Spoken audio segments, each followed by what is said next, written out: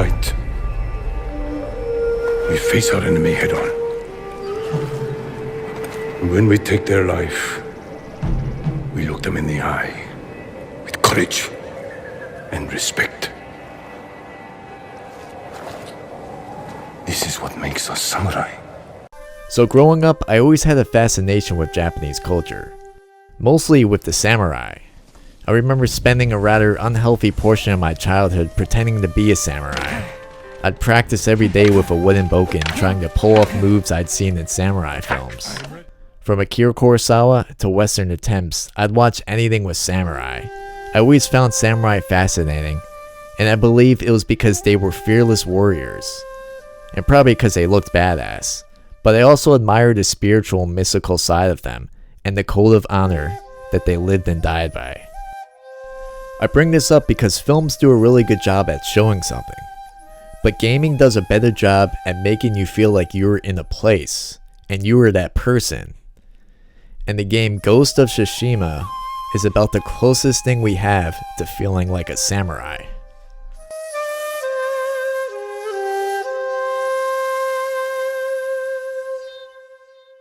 Ghost of Tsushima is a third-person open-world action stealth video game developed by Sucker Punch Productions exclusively for the PlayStation 4. It takes place in the 12th century on the island of Tsushima in Japan. The player takes control of the hero Jin Sakai as he fights back against a Mongol invasion. There must be thousands of them. We will face death and defend our home. The year is 1274, on the island of Tsushima, which is halfway between Japan and South Korea. Samurai warriors are the legendary defenders of Japan, until the fearsome Mongol Empire invades, wreaking havoc and conquering Tsushima, defeating nearly all the samurai stationed on the island. The samurai style of fighting was no match for the Mongols, and this caused the samurai to break from their traditional ways of fighting in order to overcome their adversary. I'm no historian, and I'm not going to pretend to know all the historical accuracies of this game, but there are plenty of articles and videos on this subject.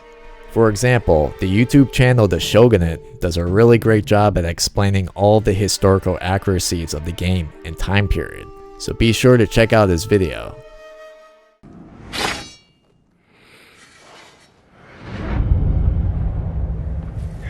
I am Jin Sakai, nephew to the great Lord Shimura. And I am no coward! As one of the last surviving samurai, Jin Sakai rises from the ashes to fight back with the help from his allies. But the honorable tactics and code of the samurai won't lead to a possible victory over the Mongols. Jin must move beyond samurai traditions to forge a new way of fighting, the way of the ghost, as he wages an unconventional war for the freedom of Japan. Ghost of Tsushima does a really great job on the aspect of honor and the samurai. The main character Jin must constantly choose between honor or surviving by any means necessary, and that means using warfare that he was taught was unhonorable. You will be no better than the Mongols. I trained you to fight with honor. Honor died on the beach. The Khan deserves to suffer. For example, releasing a bear from a cage and having it destroy all of your enemies isn't viewed as honorable, but it's still really fun. I've never seen a samurai fight like that. It was nothing. I ended up really liking the main character Jin, and everything that he stands for. Being the survivor of a doomed samurai charge to hold off a Mongol invasion, Jin is a conflicted and tortured hero from the start. He was trained to be the best samurai caste. The tension between his duty and the need for justice forms the basis of the story. A small but memorable cast of allies surrounds him, each of them flawed in their own way. They're all coming to terms with the change that has taken place. The side stories that unfold carry very little feel-good moments or humor. You'll save a man's family only to find his wife and children already dead. Makes you feel empty at times.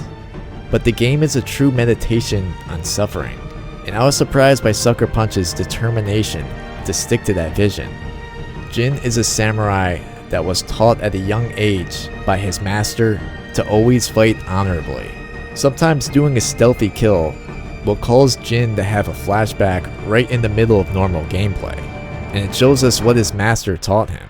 It's a nice touch making Jin seem like an actual person, conflicted by choosing moral choice in the brink of survival. Being a person who is forced to go against their belief in order to ultimately achieve a goal. As a gameplay aesthetic, it's really fun switching between being a samurai and a ninja. While playing the game, I found myself using stealthy kills in the beginning until I'll get caught, and then I'll be forced to fight head on like a samurai. Other times I prefer just to rush in and kill everyone, envisioning myself as Toshiro Mifune from Yojimbo, slaughtering anyone who gets in my way. It's a shame though that you can't change Jin's face, making him look like Toshiro Mifune.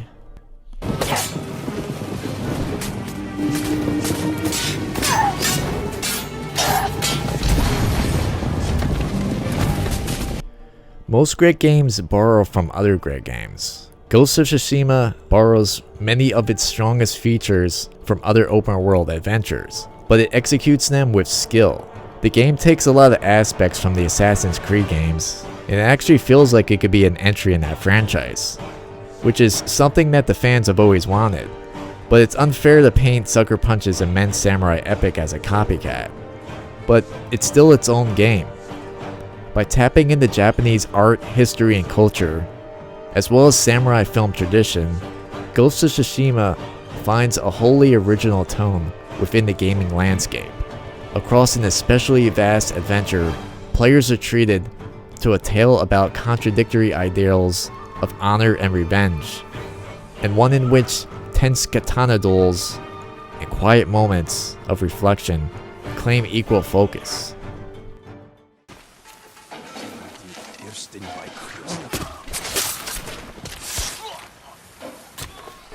Ghost of Tsushima is an adventure told in 3 acts, almost wholly dedicated to one section of the massive island. With your loyal horse, whose name you select early on, you gallop between Mongol-occupied forts, idyllic Buddhist temples, and remote mountaintop shrines, gradually ticking off completed locations as your honorable warrior grows in power and acquires new weapons and tools. From convenient fast travel options to a good variety of missions, you always know what you're working towards and how to move forward. Side missions and distractions are plentiful, and full engagement with the bulk of the content is a project of 50 plus hours.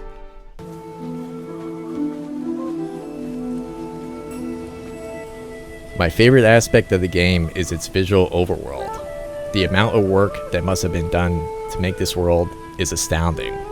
Simply put, it's the most beautiful environment I've ever seen in a game. I often found myself taking time to explore and just standing in awe at its vibrant and breathtaking landscapes, instead of just rushing through objectives. I've become so tired of the majority of games just having really ugly visuals like warehouses. You'll find none of that here, and some scenic spots look like they're straight out of a Japanese landscape painting. Being a fan of bonsai, I can't help but be distracted by the perfect curvature in the trees, the blooming cherry blossoms, the fiery red maples, the twisted and aged junipers that have adapted to growing on harsh mountaintop sides, the perfectly sculpted mountains that overhang the seas. I'll also add that there's a Kurosawa mode in which you could change the visuals of the game to make it look like the classic samurai films. I pretty much wanted to marry Sucker Punch when I found out about this. They were giving such love to Kurosawa films and classic samurai movies of old, the same ones that I love and review on this channel. It's a really nice mode, and from what I read about it, it was pretty involved. It wasn't just a black and white setting, there's also film grain and audio, and it's tweaked to make it look and sound like the old films. I turned it on at times, but every time I did so, I felt like I was missing out on the beautiful colors in each of the environments.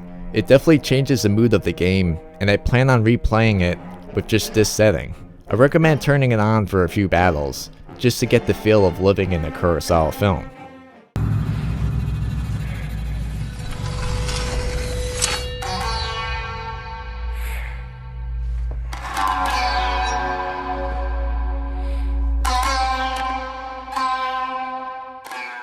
The weapons don't just involve katana, but they also involve an arsenal of other weapons. It feels like Ratchet & Clank at times, where you always have a different way of dispatching the enemy, never making combat feel repetitive. In addition to the large and diverse arsenal of weapons, there's also the katana, which has 4 stances to master. There's stone stance, which is great at countering enemies with swords, water stance is for enemies with shields, wind is for spears, and moon is for big enemies. You can choose different armor based on how you play, so I really wanted to be a Ronin from a Kurosawa film, and they had that option, increasing my sword reliability. There's also the option to go full samurai armor, reminiscent of Kurosawa's Ran, making yourself a defensive tank, or just going full ninja, decreasing your detectability level.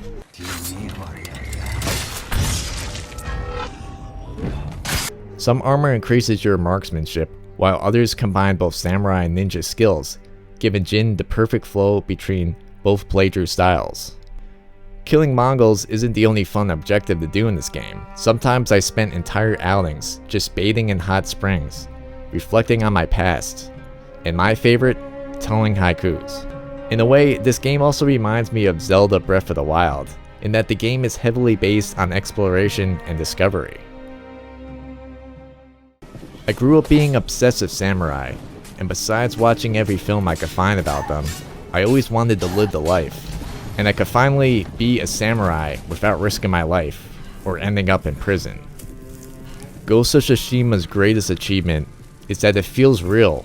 It brings me the joy I always wanted, associated with living the samurai life. Not only that, but Ghost of Tsushima also pays homage to all the great samurai films I grew up watching. Ghost of Tsushima is more than just a game.